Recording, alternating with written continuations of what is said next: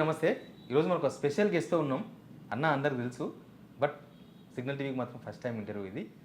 అన్న పేరు ఐతవోని రాఘవేంద్ర గౌడ్, బీసీ రాజ్యాధికార వేదిక వ్యవస్థాపక అధ్యక్షులు. అన్న ఆల్రెడీ వరంగల్లో పాదయాత్ర చేసిండ్రు, నెక్స్ట్ నల్గొండలో పాదయాత్రకు రెడీ అవుతున్నారు. అసలు బీసీల రిజర్వేషన్ ఎక్కడ దాకా వచ్చింది, బీసీ ఉద్యమం ఏంది, అసలు వీళ్ళంతా చీలిపోయి ఎక్కడెక్కడ గ్రూపులుగా ఉండి బీసీ ఉద్యమం అంటే నడిపిస్తారు, అసలు బీసీ ఉద్యమం ఎక్కడ నీరుగారిపోతుంది, అసలు బీసీ అంటే ఏంది, ఇదన్నీ మాట్లాడదాం. ముందు సబ్స్క్రైబ్ చేయండి, ఈ వీడియో షేర్ కూడా చేయండి. అన్న నమస్తే. నమస్తే అన్న. చెప్పండి అన్న, ఏంది మీరు పాదయాత్ర నేను చూసిన వరంగల్లో, మీరు ఊరు తిరుగుతున్నప్పుడు కొన్ని చూసిన నేను. ఏంది మీ వేదిక లక్ష్యం పోతుందా, లక్ష్యం వైపు పోతుందా? తప్పకుండా పోతుందన్న. బట్ ముందుగా బీసీ రాజ్యాధికార వేదికకు బీసీలకు పెద్దన పాత్ర పోషిస్తున్న సిగ్నల్ టీవీ యాజమాన్యాన్ని కావచ్చు, శివారెడ్డి అనేది ప్రత్యేక ధన్యవాదాలు. మీరు అన్నట్టుగా అసలు బీసీ అంటే ఏందో తెలుసుకోవాలి ఫస్ట్. మీ సిగ్నల్ టీవీ ద్వారా వీక్షకులందరూ తెలుసుకోవాలి. ఇప్పటివరకు ఏమన్నారన్నా, బీసీ అంటే ఒక కంచు గోడను అడ్డుకట్టి బీసీ ఒక చరిష్మను ఆపే ప్రయత్నం చేసినారు. బీసీ అంటే ఏంది, ఎక్కడ కూడా రాజ్యాంగంలో ఎక్కడ లేదు. బీసీ అనేది ఒక కులానికి సంబంధించిన అనేక లేదు. అంటే BC is not a caste, it is absolutely class అన్నారు. అంటే బీసీ అనేది ఒక కులం కాదు, ఒక వర్గానికి సంబంధించింది. దాంట్లో ఎవరెవరు వస్తారని చెప్పే ప్రయత్నం చేస్తూ ఉన్నాం మనం బీసీ రాజ్యాధికార వేదిక ద్వారా. స్పష్టంగా చెప్తా ఉన్నాం, ఎవరైతే కూడు కోసం గుడ్డ కోసం అల్మటిస్తూ ఉన్నారో, ప్రజల హక్కుల కోసం పోరాటం చేస్తూ ఉన్నారో, ప్రజల పక్షాన స్పష్టంగా నిలబడి బరి తెగి కొట్లాడుతూ ఉన్నారో వాళ్ళంతా బీసీలేగా. దాంట్లో మీడియా ఛానల్ మనలాంటి వాళ్ళు కూడా వస్తారు. అందుకే ఏం చెప్పినా మనం, బీసీ అనేది ఒక కులం కాదు, ఒక వర్గానికి సంబంధించింది. అది పేదలను హక్కున చేర్చుకునే వర్గం. అది అంటే ఎస్సీలు కావచ్చు, ఎస్టీలు కావచ్చు, మైనార్టీలు కావచ్చు. స్పష్టంగా సిగ్నల్ టీవీ వేదిక ద్వారా చెప్తా ఉన్నా, అగ్రవర్ణ పేదలు కూడా, అంటే రెడ్డిలు కావచ్చు, వెలమలు కావచ్చు, కమ్మలు కావచ్చు, బ్రాహ్మణులు కావచ్చు, ఎవరైతే పేదలు ఉన్నారో, ఎవరైతే భూములు లేక ఇబ్బంది పడతా ఉన్నారో, కూడు కోసం గుడ్డ కోసం అలమటిస్తూ ఉన్నారో వాళ్ళంతా కూడా బీసీల కిందికి వస్తారని చెప్పినాం. మరి ఎట్లా చెప్పాలి, ఇది నాలుగు గోడల మధ్యలో ఉంటే కాదుగా. కాబట్టి ప్రజల వద్దకు పోవాలి. ఎప్పుడైనా ఏ ఉద్యమాన్ని నిర్మించాలన్నా మీడియా సపోర్ట్ ఎంత అయితే అవసరం. మిగతా వాళ్ళు చెప్తున్నది బీసీలు అంటే అగ్రకులాలను తిట్టాలి, రెడ్డిలను తిట్టాలి, ఇంగోళ్ళని తిట్టాలి, ఇంగోళ్ళని తిట్టాలి, అప్పుడే బీసీలు అవుతారు. మెడకా మీద తలకాయ ఉన్నోడు చేయొద్దు అంటున్నది. ఉద్యమాన్ని నిర్మించాలనుకున్నప్పుడు ఉద్యమం యొక్క పంద స్పష్టంగా చెప్పాలి. పంద అంటే ఏంటిది, మన మిత్రులు ఎవరో చెప్తూ మన శత్రువులను కూడా చెప్పే ప్రయత్నం చేయాలి, తప్పలేదు. మన మిత్రులు ఎవరు అంటా ఉన్నాం, బీసీ రాజ్యాధికార వేదిక ద్వారా సోయిలోనలు కూడా నేర్చుకోవాలి. నిజంగా చెప్పాలంటే బీసీలకు అగ్రవర్ణాలు కాదండి శత్రువులు. బీసీ ముసుగులో ఉంటూ ఇట్లా బీసీలను విడదీసే కుట్ర చేసే వాళ్ళు నిజమైన శత్రువులు అంటా ఉన్నాం. వాళ్ళ భరతం అని స్పష్టంగా చెప్పిన పాదయాత్రలో కూడా. అందరూ బీసీ వాదం వినిపిస్తున్నారు కదా, మీరు ఎవరు దీనిలో వెన్నుపోటు పొడిచే వాళ్ళు ఉంటారా? ఇప్పుడు మీరు అన్నారు కదా, బీసీలు అంటే ఒక వర్గాన్ని తిట్టాలన్నాడు, వెన్నుపోటు పొడిచినట్టేగా. ఒక వర్గాన్ని తిడితే ఎట్లయితే ఉద్యమం ఎట్లా నిర్మితం అవుతుంది అంటా ఉన్నా. మీరు అడిగారు కదా క్వశ్చన్, బీసీ ముసుగులో ఉంటూ కొంతమంది తిడుతున్నారంటే తిట్టేవారు ఎట్లా బీసీ ఉద్యమాన్ని నిర్మిస్తారు అంటా ఉన్నా. ఎవరిని తిట్టాలి. శివారెడ్డి అన్న సాక్షి చెప్తా ఉన్నా, ఎవరిని తిట్టాలి, ఎవరైతే బీసీ హక్కులను కాలరాస్తా ఉన్నారో, బీసీ సప్లాన్ కట్టుబడ్డారో, బీసీ రిజర్వేషన్లని 50 ఏళ్ళుగా ప్రాణ త్యాగం చేసాం బీసీ రిజర్వేషన్ కోసం. అడ్డుపడిన కొడుకులను తిడదాం. ఎవరు అడ్డుపడతా ఉన్నారు? గ్రామాల్లో ఉన్న పేదరెడ్డిలు అడ్డుపడతా ఉన్నారా, పేద కమ్మలు, పేద బ్రాహ్మణులు అడ్డుపడతా ఉన్నారా అని నాకు అర్థం కాదుగా. ఎవరు అడ్డుపడతా ఉన్నారు అంటే, మన ఓట్ల ద్వారా సీటును పొంది అందలం ఎక్కి సీఎం పీఠ మీద ఉన్న ఎవరైనా సరే వాళ్ళేగా అడ్డుపడుతున్నది మనల్ని. అంటే అగ్రవర్ణానికి సంబంధించిన పాలకులు కదా శత్రువులు. వీళ్ళు ఎట్లయితే మనం, అందుకే బీసీ రాజ్యాధికార వేదిక శత్రువు ఎవరైతే మన ఓట్లు దొబ్బి పందికొక్కులాగా బలిసి అగ్రవర్ణ పీఠ మీద కూర్చొని బీసీల నిలువున మోసం చేస్తూ అన్నమో రామచంద్రని అలమటించేలా చేసి బిలో పావర్టీ కింద మనల్ని నెట్టేసి ఇప్పటి కూడా అయ్యా రేషన్ కార్డు పెన్షన్ మా బతుకులు మార్చు అని మనల్ని అడక్క తినేలా చేసిన వారు శత్రువు. కాబట్టి అగ్రవర్ణ పాలకులు శత్రువులు, కానీ అగ్రవర్ణ పేదలతో మాకు పంచాయతీ లేదని స్పష్టంగా చెప్తా ఉన్నాం. ఈ 42% రిజర్వేషన్ కోసం కదా మీ పోరాటం? అసలు రిజర్వేషన్లు వద్దంటున్నాను. ఎవరికి కావాలి రిజర్వేషన్లు అని అడుగుతా ఉన్నా, ఎందుకంటే ఇయర్ కాబట్టి. ఇప్పుడు 50 ఏళ్ళుగా నేను జరుగుతున్న పంచాయతీ దాని చుట్టే కదా. అందుకే మనం క్లారిటీ ఇచ్చే ప్రయత్నం చేస్తూ ఉన్నాం. ఎప్పుడైనా సరే ప్రజల్ని మనము కన్ఫ్యూజ్ చేయొద్దు, ఫజిలింగ్ అంటాం మనం, చేయొద్దు. అట్లా ప్రజలకు స్పష్టంగా క్లారిటీ ఇవ్వాలి. నేను అదే ఇచ్చే ప్రయత్నం చేస్తూ ఉన్నాను. మీరు అన్నట్టు రిజర్వేషన్ కోసం నేను కూడా కొట్లాడతా. మన ముత్తాతలు కొట్లాడినంటే తాతలు తండ్రులు మన తరం కూడా కొట్లాడినాం. మొన్న కూడా కొట్లాడినాం బరి తెగించి. వచ్చిందా మరి? వచ్చిన రిజర్వేషన్ 42% అన్నాం. రాష్ట్ర ప్రభుత్వం ఏమైనా ఆర్డినెన్స్ చేసింది, మన ముఖాన కొట్టింది. కామారెడ్డి డిక్లరేషన్లో మేము వీరులను శూలను రేవంత్ రెడ్డి అన్నాడుగా, బరి తెగించి కొట్లాడతాం బీసీలకు పెద్దన్న. నేను రేవంత్ రెడ్డిని కాదు, రేవంత్ గౌడ్ని అనుకోరి, రేవంత్ పద్మశాలను అనుకోండి అన్నారు కదా. ఎక్కడ పోయినాయి మరి? ఇదే కుట్రను అర్థం చేసుకోవాలని ప్రజలకు చెప్తా ఉన్నాను నేను. వాళ్ళ మోచేతి నీళ్ళు కొంతమంది దాగి రేవంత్ రెడ్డి ఏం చెప్తే అదే నిజమని నమ్మించే ప్రయత్నం కూడా చేస్తూ ఉన్నారు. నేనేం చెప్తా ఉన్నాను అంటే, రిజర్వేషన్లు ఇచ్చేది ఎవరు? ఎవరైతే సీఎం ఉండరో లేకుంటే పీఎం. నిజంగా చెప్పాలంటే వీళ్ళు ఒత్తిడి తేవాలి, ట్రిపుల్ టెస్ట్ పాస్ కావాలి. తర్వాత కేంద్ర ప్రభుత్వం ఏం చేయాల్సి ఉంటుంది, రాజ్యాంగ సవరణ చేసి 9th షెడ్యూల్లో పెట్టాలి. దాని గురించి రివైజ్ చేసుకునే అవకాశం ఉంటుంది. సెకండరీ లీగాలిటీ మనం తర్వాత మాట్లాడుకుందాం. ఇవ్వాల్సిన నోటు ఇస్తలేడు, మన ఓట్లు దొబ్బుతున్నారు, సీఎం అవుతారు, పీఎం పీఠ మీద కూర్చుంటే ఇస్తలేరు.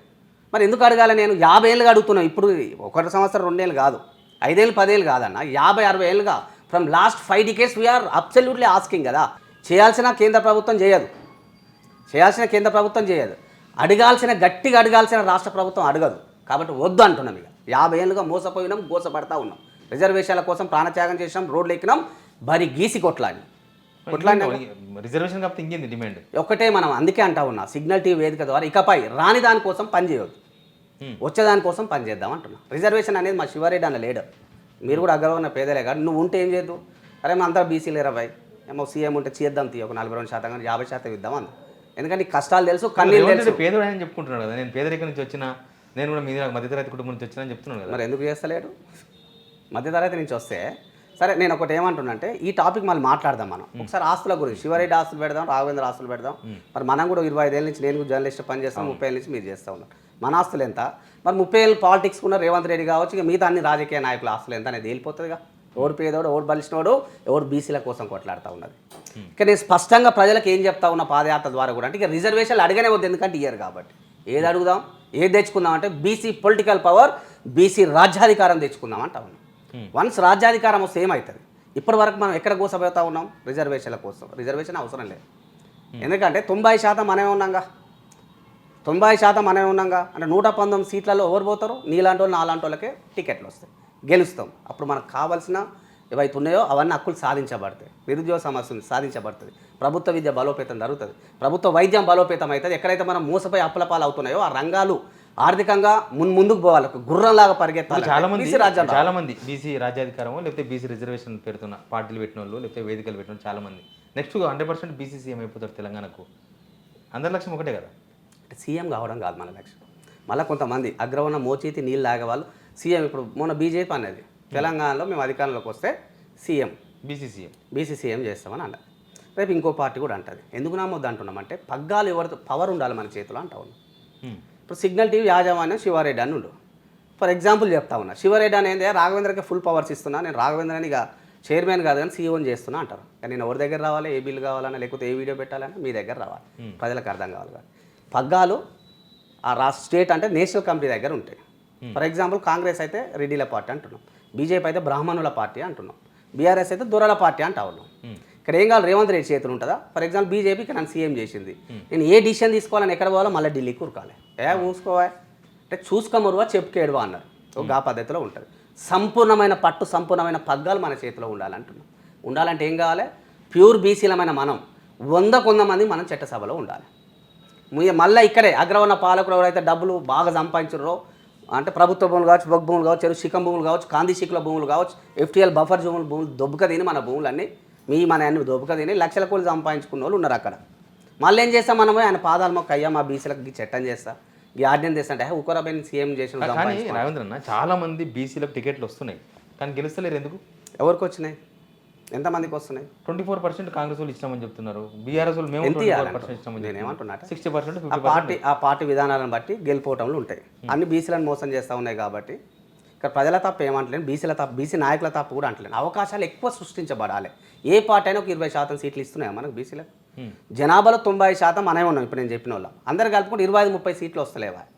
అంటే జనాభా ఎక్కువ ఉన్నప్పుడు ఎక్కువ సీట్లు రావాలి కదా. మీరు ఎక్కడైనా చూసుకోండి, ప్రపంచ చరిత్రలో తిరగరాయండి, చూడండి. మీరు ఎక్కడైనా జనాభా ఎవరైతే ఎక్కువ ఉంటారో వాళ్ళ చేతిలో అధికారం ఉంటుంది, ఎక్కువ మంది వాళ్ళు చట్టసభలో ఉంటారు. తక్కువ వాళ్ళు తక్కువ మంది ఉంటారు, వాళ్ళ అధికారాన్ని అనుభవిస్తారు. అధికారం మనం చేస్తూ ఉంటే వాళ్ళు అనుభవిస్తారు, అంతేగాని వాళ్ళ చేతిలో ఎట్లా అధికారం ఉంటుంది? అంటే మన తెలుగు మాట్లాడే రాష్ట్రాల్లో వైస్ వర్స సినారియో అంటున్నా. అంటే జనాభా ఎక్కువ ఉన్న మనమేమో పాలించబడుతున్నాం. ఒక పిడికని మంది అగ్రవర్ణ పాలకులు అంటున్నాం. మళ్ళీ స్పష్టంగా 1% లేనివాడేమో మనం పాలిస్తూ ఉన్నారు, మన నెత్తి మీద వెళ్తూ ఉన్నాడు. ఇది పోవాలంటే మళ్ళీ పార్టీ మాటలు నమ్మొద్దు. నేనేమంటే ఇవాళ ఎందుకు చేస్తున్నావా? నేను బీజేపీ అని కూడా అడిగినాము. ఎన్నేళ్ళ నుంచి నీకు అధికారం ఇచ్చినాం? కేంద్రంలో 3 టర్మ్లు ఇచ్చినాం. మరి స్వాతంత్రం వచ్చినప్పటి నుంచి ఎక్కువ పాలించింది ఎవరు? కాంగ్రెసేగా. కాంగ్రెస్ పాలించిందా లేదా? మనం ఎందుకు చేయలేమా? నువ్వు అప్పుడు బీసీ సీఎంని ఎందుకు చేయలేవా నువ్వు? మళ్ళీ ఈ ఉద్యమాన్ని నిర్వీర్యం చేయడానికి, బీసీలను కన్ఫ్యూజ్ చేయడానికి నేను సీఎం చేస్తా అంటున్నావు కదా. సరే ఇదే సీఎం ఎందుకు చేయాలి ఇన్ని రోజులు? బీసీ రాజ్యాధికార పార్టీ అని ఒక ఆయన పుట్టించిండు మొన్ననా రీసెంట్గా, ఇంకేమైనా ఉన్నాయేమో. మరి ఆ పార్టీ గురించి నాకైతే తెలియదు, నేను వినలే, ఇప్పుడే వింటున్నా. ఎవరైనా పుట్టించిన ఆయన కూడా నాకు తెలియదు. మీరు కూడా కుమార్ మన దగ్గర పనిచేసింది కదా కొన్ని రోజులు. నేనేం పని చేయలేదు, నేను సమాంతరంగా పనిచేస్తే ఆయన వచ్చిండు. బీసీఎఫ్ అని బీసీ యునైటెడ్ ఫ్రంట్ అని ఉంటే నేను దాంట్లో స్టేట్ ప్రెసిడెంట్గా ఉంటే రాఘవన్ అని వద్దు, ఆయన బీసీ బాగా గొంతు బలమైన గొంతు ఉంది, నేనే సీఎంని కావాలని కుట్రలు పన్నాడు. సరే తన గురించి నేను కుట్టిన దానిలో ఇక నేను అంటున్నా ఎవడో ఒకడు, ఇంతకుముందు మీరు అన్నారు రేవంత్ బీ టీం ఉంటాయనో ఇంకో రెడ్డికి బీ టీం ఉంటాయనో, బీసీ ఉద్యమాన్ని నిర్వీర్యం చేయాలనుకుంటారు కొందరు. ఎట్లా అంటే పార్టీ పెడతాం, నేను గిస్తాను వేసినట్టు చేయన్నారు అట వెనకటికి. భార్య భర్తలు అప్పు చేసినట్ట, బాగా భర్త అప్పు చేసినట్ట, అప్పులు వసూలు చేస్తానికి అప్లోడ్ వచ్చిందట. రాగానే భార్యకి ఏం చెప్పినట్టే, నేను ఆడ అప్పు చేసినే, మరి అప్లోడ్ వస్తే మన ఇజ్జత్ పోతుంది, ఆడ ఇంటికి రా నేను గిస్తా జస్ట్, వామో నన్ను కొట్టి నన్ను చంపుతున్నాను, వారు వాళ్ళ నలుగురు కూడతారు. అప్పుడు ఈడు కూడా ఎందుకు కొడతాను ఆయన భార్య, నేను వెళ్ళిపోతాడు, మనం తప్పించుకుంటాం, దీని ద్వారా మోసం చేయొచ్చు అని. బీసీలను మోసం చేసే నా కొడుకులు గిట్లనే, నేను గిస్తా నువ్వు ఏడో నడిచే పార్టీ పెడతాం, బీసీల దగ్గర రా. బీసీ పార్టీ అంటే ఏంటిదన్నా, పార్టీ అంటే ఎవరు, రాళ్ళు రప్పాలు ఉంటాయా, బ్లాక్మెయిల్ చేసే వాళ్ళు ఉండాలన్నా పార్టీలలో, ఎవరు ఉండాలి, బీసీ సమాజం ఉండాలి, బీసీ నాయకులు ఉండాలి. వచ్చిందా ఎవరి దగ్గర కన్నా, ఎవరు పార్టీ పెట్టిన ఏం చేయాలి, ఫస్ట్ బీసీలతో మీటింగ్ పెట్టాలి. అరే నాయన బీసీ రాజ్యం రావాలి, బీసీ పొలిటికల్ పవర్ వస్తేనే మన బతుకులు మారుతాయి, మరి మనందరం కలిసి పని చేద్దాం అనాలి. అట్లా కాకుండా బీసీ అట ఆయన ఒక పార్టీ పెడతారట, ఆ పార్టీ స్థిరత్వం లేకుండా చేయాలి. అంటే పార్టీలో మంచి నాయకులు చేరొద్దు, ఉన్న నాయకులు నిలగొట్టాలి. తద్వారా ఏంది, ఏ బీసీ పెట్టినా తెలంగాణలో బీసీ పార్టీ మనుగడకు రాదు అని మరి రేవంత్ రెడ్డి ఆర్పిస్తున్నా ఓడి ఆర్పిస్తున్నా ఆయనే చెప్పాలి. అంటే కొంతమంది అగ్రవర్ణ పాలకుల దగ్గర ఒక కుక్క బిస్కెట్లు వేస్తే ఆ బిస్కెట్ల కాష్టపడేట్లయితే ఉంటుందో ఒక కుక్క, అంతకన్నా ఘోరంగా మారిపోయినారు అన్నట్టు. వీళ్ళు మారిపోయింది, బీసీ ఉద్యమాన్ని నిర్మిస్తున్నాం లేస్తలేదు, బీసీ పార్టీ పెట్టినాం ఎవరు జాయిన్ అవుతలేరు. కాబట్టి బీసీలు పార్టీ పెట్టినా బీసీలు ఉద్యమం చేసినా అది ముందుకు వెళ్ళే పరిస్థితి ఉండదు అని మసిబూసి మారేడికి కాల్చేయాలనుకుంటారు. కానీ మీలాంటి వాళ్ళు అందరూ ఇట్లా కొట్లాడుకుంటుంటే ఎప్పుడు బీసీ అలాంటి వాళ్ళని కొట్లాడుకుంటలేము, మంచి క్వశ్చన్. కానీ మనలాంటి వాళ్ళని కొట్లాడుకుంటలేము. 99.99% మంది ఐక్యంగా ఉన్నాం ఇక్కడ. కొంతమంది నేను అన్న అదే 0.01% ఎవరైతే బీ టీం ఉన్నారో వాళ్ళు మా మధ్యలో కొట్లాట ఉన్నట్టు చూపిస్తూ ఉన్నారు. నేను నిజంగా కొట్లాట పడితే మనం వరంగల్లో పాదయాత్ర చేసాం, రాగాన పోతే ఆ వీడియోలు కూడా మీకు పంపిస్తాం. వేలాది మంది ఎక్కడ సోషల్ మీడియాలో పెట్టలేదు, ఎందుకంటే ప్రజల నుంచి ముందు ఉద్యమం పెట్టాలి, తర్వాత సోషల్ మీడియాని వాడదామని. మరి 100 కిలాషాపో నుంచి మొదలు పడితే వరంగల్ ఏ గ్రామానికి పోయినా వందలాది మా అమ్మలు మా అక్కలు మా చెల్లెలు మా తమ్ముళ్ళు కాన్సెప్ట్ని ఆశీర్వదించి, మేము హైదరాబాద్ నుంచి కూడా ఒక 50-60 మందిమే పోయినాం. అక్కడ వందలాది మంది ఆడే వాళ్ళే బొక్కడి బువ్వ పెట్టి నడిపించినారు ముందుకు.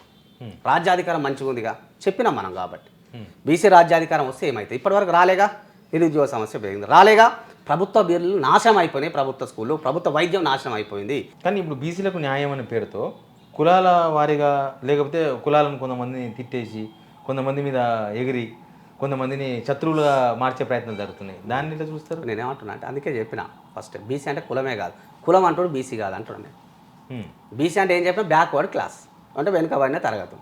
కులం గజ్జి తీసుకొస్తాడు కుల పిచ్చున్నోడు అవుతారు, కానీ బీసీ ఎట్లా అవుతారని మనం ఏం చెప్తున్నాం. బీసీ అంటే కులం కాదు రానా, ఒక వర్గం, ఒక సామాజిక వర్గం. పేదరికంలో ఉన్నవాడు, మిడిల్ క్లాస్లో ఉన్నవాడు, కొద్దో గొప్ప సంపాదించుకున్నాడు కూడా బీసీ అని చెప్తున్నాం. మరి ఓ 1000 కోట్లు 10,000 కోట్లు 20,000 కోట్లు 100 కోట్లు ఉన్న వాళ్ళని వదిలేద్దాం. సాధారణంగా ఉన్న అందరం కూడా ఈరోజు పిల్లల్ని చదివించుకోవడానికి కష్టపడుతున్నాం, మనలాంటి వాళ్ళు అందరం అప్పు చేస్తున్నాం, స్టూడియోలు పెడుతున్నాం, మనందరం బీసీలో మనం. బీసీ అనేది కులం కాదు అని చెప్తా ఉన్నాం. కుల రాజకీయాలను చేసే వాళ్ళని తరిమి కొట్టాలని కూడా పిలుపునిస్తున్నాం. కర్రలతో జరుగుతారా చెప్పులతో జరుగుతారా తరమండి, ఎందుకంటే బీసీ ద్రోవులు అవుతారు. కులం ఎట్లయితుంది బీసీ అనేది కాదుగా, అందరం బీసీలమే కదా ఇక్కడ ఉన్న వాళ్ళు అందరము. పాలకులతో మనకు పంచాయతీ మళ్ళీ చెప్తున్నా, పాలిస్తుడు ఎవరైతే పాలిస్తూ ఉన్నాడో మన హక్కులను కాల రాస్తూ ఉన్నారో మన అదో గతి పాలు చేస్తూ ఉన్నాడో అంగిలాగు లేకుండా మనం చేస్తూ ఉన్నాడు గాడి శత్రువులు అని చెప్తా ఉన్నాం. దాని మీద నువ్వు ఫైట్ చేయాలి. కానీ వీడికి వచ్చి బీసీ అనగానే గౌడ అని యాదవ్ అని కుమ్మరి కమ్మరి చాకలి అంటే ఎట్లయితుందే, వాళ్ళందరం బీసీలే, వీళ్ళు కూడా బీసీలే అంటా ఉన్నా. ఎందుకంటే దీని పెద్ద చరిత్ర ఉంటుంది, మరొక ఇంటర్వ్యూలో చెప్తా నేను. బీసీ అనేది ఎట్లా పుట్టింది, అసలు ఎస్సీ ఎస్టీలు బీసీలు ఎందుకు దూరం అయిపోయినాం అనే మాట కూడా మనం మాట్లాడుకున్నాం. రాజ్యాంగం రచించేటప్పుడు అంబేద్కర్ అన్నాడు బీసీ అంటే బ్యాక్వర్డ్ క్లాసెస్ అంటే అందరూ అన్నారు. అందరూ అన్న తర్వాత జవహర్లాల్ నెహ్రూ వీళ్ళందరూ అంటే షార్ట్కట్లో చెప్తా ఉన్నా, వీళ్ళందరూ వచ్చి అందరికీ మరి బీసీ అంటే 99% ఉన్నారు కాబట్టి వీళ్ళకి రిజర్వేషన్ ఇస్తే ఎట్లా, మన ఆర్థికంగా బాగాలేము, ఇది బాగాలేము అది బాగాలేము ఒత్తిడి చేసి ఆయన న్యాయశాఖ పదవికి రాజీనామా చేసి ఇంట్లో కూర్చున్నాడు. అరే నేను స్వాతంత్రం తీసుకొచ్చింది స్వాతంత్ర ఉద్యమంలో సమిధల్లాగా మారింది, ప్రాణత్యాగం చేసింది బీసీ బిడ్డలే కదా, బీసీ ఎస్సీ ఎస్టీ మైనార్టీ అగ్రవర్ణ పేద బిడ్డలే కదా, వాళ్ళని మరి పైకి తీసుకురానంటే ఎట్లా. మరి అందుకు రాజ్యాంగం రాసేందుకనే రిజైన్ చేసి ఇంట్లో కూర్చుంటే ప్రజల నుంచి ఒత్తిడి వచ్చింది. మళ్ళీ జవహర్లాల్ నెహ్రూ వీళ్ళందరూ వచ్చి బతలాడు అన్నట్లు కాదే, బీసీలో అత్యంత వెనకబడిన బీసీలో ఎవరో జూడిగా అందరికి ఒకేసారి చేయలేం, ఒక 10 ఏళ్ళు వీళ్ళని బాగు చేద్దాం. 10 ఏళ్ళ స్లాబే పెట్టింది అక్కడ కూడా మీరు చూడండి రాజ్యాంగం. After 10 years you can be increased అన్నాడు అక్కడ, there is a term you can be increased, అందరికి కూడా ఇవ్వచ్చు మనం. దీంట్లో ఇంకోరు ఇప్పుడు 4 అన్నదమ్ములు ఉన్నామన్న, నువ్వు కొంచెం జర్నలిస్ట్గా ఉన్నావు, 4 పరిచయాలు ఉంటాయి, ఎంతో కొంత మన కుటుంబాన్ని సాకుంటున్నావు. తమ్మినికి ఏం లేదు, వాడు చదువుకోలే, సంధ్య లేదు, వ్యవసాయం చేయరాదు, ఆర్థికంగా ఇబ్బంది ఉంది, ఆయనకి రిజర్వేషన్ ఇద్దాం, గాలని చూడు అని అన్నారట. అప్పుడు బీసీలలో ఏం చేశారు, షెడ్యూల్ క్యాస్ట్, షెడ్యూల్ ట్రైబ్ అని పెట్టినారు. షెడ్యూల్ క్యాస్ట్, క్యాస్ట్ని షెడ్యూల్ చేసి ఎస్సీలు అని పెట్టినారు. ఎస్టీలు అని పెట్టారు. రాజ్యాంగ రిజర్వేషన్ ఇచ్చిన వాళ్ళకు. నెక్స్ట్ ఇవ్వాల్సింది ఎవరు, మిగతా బీసీలకి, వాళ్ళు కూడా బీసీలే. ఈ బీసీనే ఎస్సీ ఎస్టీ బీసీ అని మార్చినారు. తర్వాత ఈ బీసీలకి ఇవ్వాలి, ఇక పక్కన పెట్టి కుల రాజకీయాలు చేస్తూ ఉన్నారు. అగ్రవర్ణ పాలకులే వాళ్ళు చేయడంలో తప్పలేదు, అని సీటు కాపాడడానికి కాదు చేస్తారు, అని ఉనికిని కాపాడుకోవడానికి కాదు చేస్తారు. మరి బీసీ ముసుగులో ఉంటే నేను బీసీల కోసం పుట్టినా, పొద్దున లేస్తే బీసీల కాలు మొక్తా అంటాడు, ఎట్లా చెప్తాడు? బీసీ అంటే కులం, వర్గాన్ని తిడుతూ రెడ్డిలు రానేవద్దు మా సభలకు అంటాడా? ఎంత కండకావరం నీకు? అట్లయితే ఉద్యమాన్ని ఎట్లా చేస్తాం? స్పష్టంగా ప్రజలు గ్రహిస్తున్నారు. ఈరోజు నేను అంటున్న మాట కాదు, వందలాది మంది ఫోన్ చేసి అంటూ ఉన్నారు, అన్న మీరు మంచిగా చెప్తున్నారు, గాడోడు ఉన్నాడు కదా మరి ఎమ్మెల్సీ గెలిపించిన గిట్లా అంటుండేందన్న అంటే పట్టించుకోవాల్సిన పని లేదు. ఇంటి దొంగని ఈశ్వరుడు కూడా పట్టలేదు అంటారు బ్రదర్, మనం పడదాం, పట్టి నేల కొడదాం, అని పీక మీద కాలు పెట్టి ముందుకు పోదాం. పీక మీద కాలు పెట్టంటే అధికారాన్ని కట్ చేద్దాం. నెక్స్ట్ ఇంకా చాలామంది యాదవులకు సంబంధించిన వాళ్ళు ఉన్నారు ఇక్కడ. ఉద్యమాన్ని అర్థం చేసుకోవాలంటావు, నేను ఎవరిని తప్పు పట్టాల్సిన పని లేదు. అప్పుడున్న పరిస్థితులను బట్టి ఫస్ట్ ఉద్యమం ఏం కోరుకుంటుంది అంటే, ఉద్యమం నువ్వు బతకడం కోరుకుంటుంది ఫస్ట్. 50 ఏళ్ళ క్రితం బతకడమే భారంగా ఉంది, మనం అన్నం లేదు, ఆగం ఉన్నాం, అన్నం కోసం పోరాటం జరిగింది. తర్వాత క్రమంలో కూడు కోసం గుడ్డ కోసం జరిగింది, ఆయన సక్సెస్ అయింది. ఇప్పుడు రాజ్యాధికారం కోసం జరుగుతూ ఉంది. ఎల్బినార్లో మీటింగ్ పెట్టినాం, మా పెద్దన్నని పెట్టినాం, మా కృష్ణాన్ని పిలిచినాం, మా చిరంజీవులు గారిని పిలిచినాం, మా నారాయణని పిలిచినాం, అందరూ వచ్చినారు ఆడ. నేను ఆ వేదిక ద్వారా చెప్పిన మా చిరంజీవులు సార్ కూడా, అప్పటి వరకు వాళ్ళు కూడా రిజర్వేషన్ కోసం కొట్లాడుతున్నారు, గొప్ప ఉద్యమం అది, దాన్ని నేను తక్కువ చేస్తలేము. మా చిరంజీవులు గారు ఏమన్నారు, రిజర్వేషన్ రావాల్సిందే, 9th షెడ్యూల్లో పెట్టాలి, రాజ్యాంగ సవరణ చేసి అన్నాడు. ఇయ్యలే కదా సార్ అని నేను చెప్పి నేనేమన్నా ఆ మీటింగ్ పెట్టి ఏం చెప్పినామంటే, సార్ ఇక మనం కొట్లాడేసి రిజర్వేషన్ల గురించి కాదు, బీసీ పొలిటికల్ పవర్ కోసం, బీసీ రాజ్యాధికారం కోసం అని స్పష్టంగా చెప్పిన. బీసీ రాజ్యాధికారం వస్తే ఏం జరుగుతుంది, ఏం కథ అని వాళ్ళందరూ కూడా ఒప్పుకున్నారే, మాకు రాలేగా థాట్ అని. మన చిరంజీవి సార్ పెట్టారు బీసీ రాజ్యాధికార వేదిక, బీసీ రాజ్యాధికారమే అంతిమ లక్ష్యం అని ఆయన కూడా పెడతా ఉన్నాడు. ఇప్పుడు మీటింగ్ మారుతుందిగా, మీరు కూడా చూస్తున్నారు. గతంలో రిజర్వేషన్లు అన్నారు, మనం చెప్పినాం, కన్విన్స్ చేసిన పెద్దలు కదా వాళ్ళు, మనకన్నా సీనియర్లు, మనం పుట్ట ముందు పుట్టిన పని చేస్తూ ఉన్నారు. సార్ ఇప్పుడు ఉద్యమం పందాన్ని మారుస్తాం, ఇక రిజర్వేషన్లు వద్దే అడగొద్దు, ఎవరిని మనం పోయి అడుగుడేంది, ఎక్కువ మనం పోయి తక్కువ నన్ను అడుగుడేంది, ఆడేందుకు చేస్తాడు, చేయనోని కోసం మనం పరిగాపులు కాసుడేంది, ఒక పూట మార్చుకోవడం ఏంది, మనం చెప్పులు అరిగేలా తిరగడం ఏంది, మనం బీసీ పొలిటికల్ పవర్ సాధిద్దాంపా, మరి ఎట్లయితుంది అయ్యా అని అన్నాడు. జనాల దగ్గరికి పోవాలి, ఓట్లు మొబిలైజ్ చేయాలి, ఎన్ని ఓట్లు కావాలన్నా బీసీ రాజ్యాధికారం రావాలంటే సిగ్నల్ ద్వారా చెప్తా ఉన్నాం. వీళ్ళు ఇప్పుడు 5,000 10,000 ఇచ్చి గొప్పలు చెప్తున్నారు, ఒక అద్భుతమైన ప్లాన్ ఉంది, ఇప్పుడే బయట పెట్టట్లేదు, నల్గొండ సభలో పెడతాం. ఫస్ట్ మొట్టమొదటిగా మా శివారెడ్డి అనకే చెప్తాను నేను, సభకు పోయే ముందు, అద్భుతమైన ప్లాన్. రైతులు అంటే అందరూ 73-74 లక్షల మంది రైతులు, లక్షాధికారులు అయ్యే ప్లాన్ కూడా ఉంది, రచించిన వాట్ల. ఎందుకు వచ్చిన ఈ కాన్సెప్ట్స్ అంటే జనాల మధ్యలో ఉన్నాం కాబట్టి, ఈ పురంబోగుతో లేక ఇక్కడే కూర్చొని ఏసీ గదులలో కూర్చొని మనసుక దాక్కుంటా బాధ అయితే చెప్పాలంటే కానీ చెప్పాల్సి వస్తుంది. మరి కూర్చోలే ఇక్కడ, చెప్పులు అరిగేలా తిరిగినాం 4 ఏళ్ల నుంచి, 20 ఏళ్ళ నుంచి అదే పని చేసినాం. సీరియస్గా 4-5 ఏళ్ల నుంచి మునుగోలే చేసినాం, పాదయాత్ర అనుకోవాలి. మార్నింగ్ న్యూస్ వరంగల్లో తిరిగినాం, నల్గొండలో తిరిగినాం, ఖమ్మంలో తిరిగినాం, అనేక ప్రాంతాల్లో తిరిగినాం. ప్రజలు ఏం బాధలు పడతా ఉన్నారని అర్థం చేసుకున్నాం. అక్కడి నుంచి కాన్సెప్ట్ పుడుతుంది. ఎప్పుడైనా ప్రజల వద్దకు పోయినప్పుడు కాన్సెప్ట్ పుడుతుంది. కానీ నేనేనో కూర్చుంటా మీడియాలతో మాట్లాడుతుంటే ఎట్లయితుంది, ఎప్పుడు మాట్లాడాలి, నువ్వు ప్రచారం చేస్తాను మా అన్నను యూజ్ చేసుకోవాలి. మీరు రెడీగా ఉన్నారు, మేము ఏ కాన్సెప్ట్ చెప్తే ఇలా మీరు ఎందుకు పిలిచిరన్న నన్ను అందరు చాలామంది అంటారు, ఎందుకు పిలిచిరా అన్న, ఈ కాన్సెప్ట్ చెప్దాం ప్రజలకు చూపిద్దామనే కదా. చాలా ఉన్నాయి ఇట్లాంటి, మీలాంటి గొప్పలు చాలామంది ఉన్నారు, కానీ కాన్సెప్ట్ చెప్తే చూపిస్తారు. మీరు అదే పాత కాన్సెప్ట్లు చెప్తే ఎట్లా అని మా అన్నలకు చెప్పిన అందరికీ, వాళ్ళందరూ మేము వెనకాలే ఉంటామన్న, మిమ్మల్ని ఆశీర్వదిస్తాం, మీతో పాటు కలిసి పనిచేస్తామన్నారు. మా చిరంజీవి సార్ కూడా ప్రత్యేక కృతజ్ఞతలు తెలియజేస్తా ఉన్నాం. మన బీసీ రాజ్యాధికార వేదిక అంటే బీసీ రాజ్యాధికారం కోసం పనిచేయాలని అనేక సదస్సులు పెడతా ఉన్నాం, రెగ్యులర్ మాట్లాడుతూ ఉన్నాం. ఇప్పుడు ఎట్లా పంచాయతీ ఉన్నట్టుగా, ఇప్పుడు నేను బీసీ రాజ్యాధికార కోసం నేను పనిచేస్తున్నాను, మా చిరంజీవి సారు ఇంకా కొంతమంది మేము రిజర్వేషన్లకు గాయన అనేది మేము ఎందుకు తింటాం, ఆయన రిజర్వేషన్ల కోసం పనిచేస్తే కొంత గ్యాప్ ఉంది కదా అనుకోవచ్చు. అరే అబ్బాయి మంచిగా చెప్పిండు, దీన్ని ముందుకు తీసుకెళ్దామంటే ఎట్లా గ్యాప్ ఉన్నట్టు అంటే మనం ఒప్పించి మెప్పించాలని, ఎప్పుడైనా రాజ్యాన్ని సాధించాలంటే పరుష పదాలను యూజ్ చేస్తే ఏదో సోషల్ మీడియాలో వైరల్ కావాలంటే ఒక వీడియో చాలు, మనకు కూడా ఏం లాభం. తర్వాత నేను ఎప్పుడు చెప్తా, సినిమా నడుస్తుంటుంది అన్న, దాంట్లో ఎవరు మెయిన్ క్యారెక్టర్, ఒక హీరో ఒక విలన్, ఇద్దరిని సమానంగా చూస్తాం. కానీ ప్రతి ఒక్క బిడ్డ ఎవరు గెలవాలనుకుంటారు, అంతిమంగా హీరోని గెలవాలనుకుంటాం. నేను విలన్ కూడా చూస్తాడు, ఓడిపోవాలని చచ్చిపోవాలని అనుకుంటాం, హీరో మాత్రం గెలవాలి. దెబ్బలు తిన్నా ప్రాణాపాయం అయితే మన గుండెలు ఆగిపోతుంది, అమ్మ ఎట్లైనా మనమన్నా పోయి బతికిద్దాం అనిపిస్తుంది. అక్కడ హీరోలాగా ప్రజల గుండెలు ఉండాలంటున్నాను నేను, విలన్ లాగా ఉంటాం అని ఎవరు ఉన్నారు, ఎమ్మెల్సీ ఉంటాం, ఉండనియాలని, అలా ప్రజలే ఓడగొడతారు, ప్రజలు చూసుకుంటారు. Okay, thank you. Thank you. ఇది తెలంగాణ రాజ్యాధికార వేదిక, రాఘవేంద్ర అన్న ఒక కొత్త కాన్సెప్ట్ ఇది, రిజర్వేషన్ కాదు రాజ్యాధికారం పోవాలని. మంచి కాన్సెప్టే, చాలామంది రాజ్యాధికార ఆకాంక్షతో ఉన్నారు.